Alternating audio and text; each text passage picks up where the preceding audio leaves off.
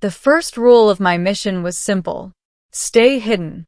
The second rule was even more important: do not speak to the Queen. If either rule was broken, the consequences could destabilize an entire star system.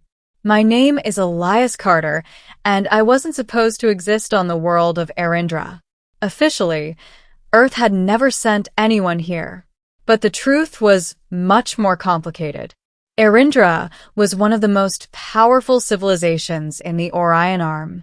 Their technology surpassed most known species, and their empire controlled dozens of star systems. At the center of that empire ruled a single figure, Queen Aeryndra. To most of the galaxy, she was known as the Eternal Queen. Brilliant, ruthless, unpredictable. But what worried Earth the most was something else entirely. According to our intelligence networks, the Queen possessed a strange ability. Many diplomats reported that she could recognize people she had never met before. Some believed she could see through disguises or lies with impossible accuracy. Others whispered something far more unsettling. They believed she could see memories. Earth's leaders didn't believe in rumors, but they also didn't take chances. So they sent me, not as a diplomat, not as an ambassador, but as a hidden observer. I arrived on Aeryndra aboard a civilian trade ship, disguised as a merchant technician. My fake identity was perfect: records, history, genetic profile. Every detail had been carefully crafted. To the Empire, I was simply another traveler visiting their capital world. The city of Velarin spread across the horizon like a sea of silver towers and glowing bridges. Massive structures floated between skyscrapers, and streams of small aircraft moved like glowing insects through the sky. Even after years of training, I couldn't help feeling amazed. "Beautiful, isn't it?" the merchant captain said beside me. "It's incredible," I admitted. He smiled. "You're lucky. Today is the Festival of Ascension. The Queen herself will appear in the Grand Court." My stomach tightened slightly. That was exactly why I was here. My orders were clear: observe the Queen, study her behavior, but under no circumstances allow her to notice me. The Grand Court was enormous. Thousands of citizens had gathered in the plaza, their voices echoing through the vast open space between towering palace walls. A massive platform stood at the far end where the royal throne waited beneath a shimmering canopy of light. I blended into the crowd easily. My clothing matched the local fashion, and the translators embedded in my ear helped me understand their language. Around me, people whispered excitedly, "The Queen will arrive soon. I heard she returned from the outer systems yesterday. They say she ended a rebellion with only a single fleet. She always does." Their admiration was absolute. When Queen Aeryndra ruled, no one doubted her authority. A sudden sound echoed through the court. The massive palace doors began to open. The entire crowd fell silent. Royal guards stepped out first. They were tall and imposing, wearing sleek armor that shimmered like dark glass. Each carried a weapon that glowed faintly with blue energy. Then she appeared, Queen Aeryndra. Even from across the court, her presence was unmistakable. She was taller than most of her people, with long silver hair flowing down her back like liquid moonlight. Her eyes glowed faintly with a pale violet light, and her posture radiated calm authority. But it was the way she moved that truly captured attention. Every step was graceful, every movement precise. The entire crowd bowed as she walked toward the throne. I kept my head lowered, just another anonymous face among thousands. Perfect. Invisible. Exactly as planned. The Queen reached the throne and slowly turned to face the crowd. For a moment, everything was silent. Then she began speaking. Her voice carried easily across the plaza. "Citizens of Aeryndra, today we celebrate another year of peace and unity within our empire." The crowd listened with absolute attention. She spoke about trade routes, diplomacy, and the strength of their people. But something strange happened halfway through her speech. She stopped. Her eyes shifted slightly across the crowd. Scanning. Searching. A subtle tension spread through the plaza. The Queen tilted her head slightly. Then she smiled. But it wasn't the kind of smile meant for public speeches. It was curious, almost amused.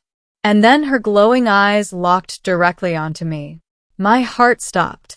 No. That wasn't possible. There were thousands of people here. She couldn't possibly. Interesting, she said softly. The entire court looked confused.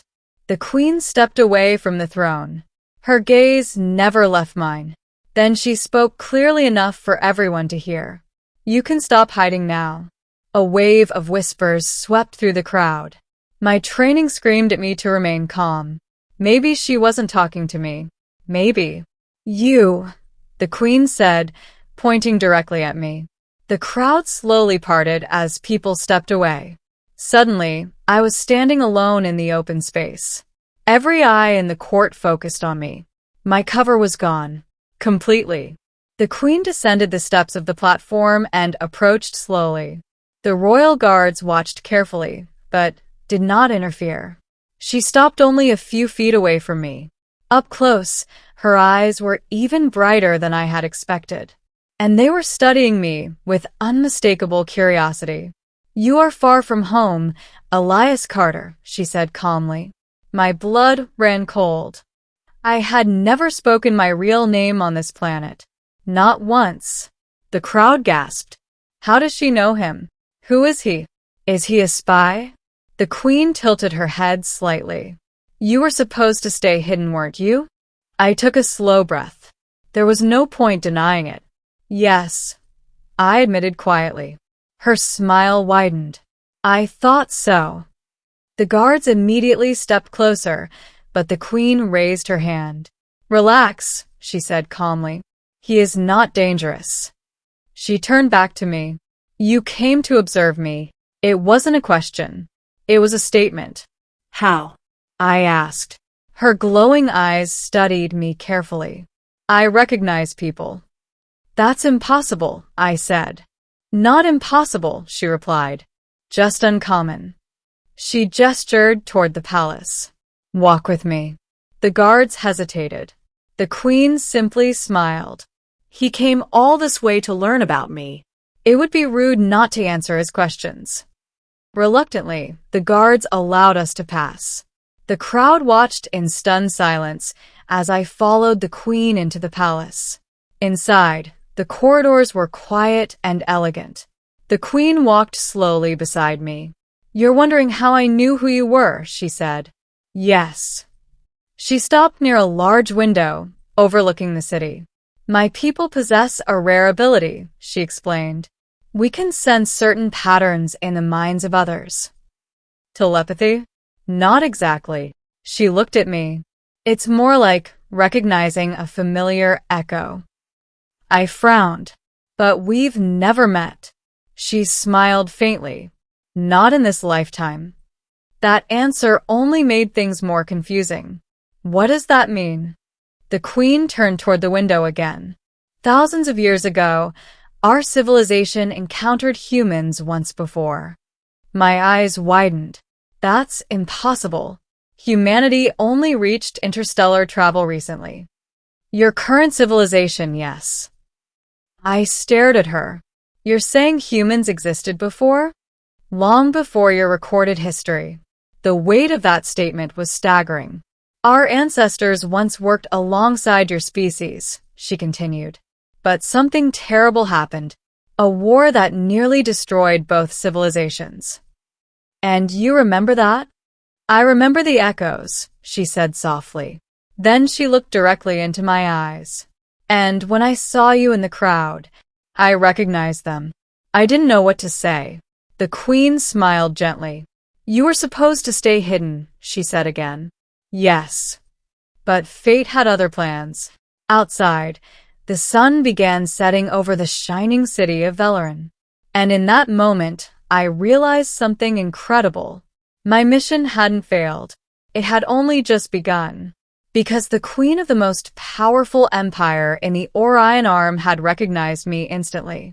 And somehow, she believed our two species were connected by a forgotten history written among the stars.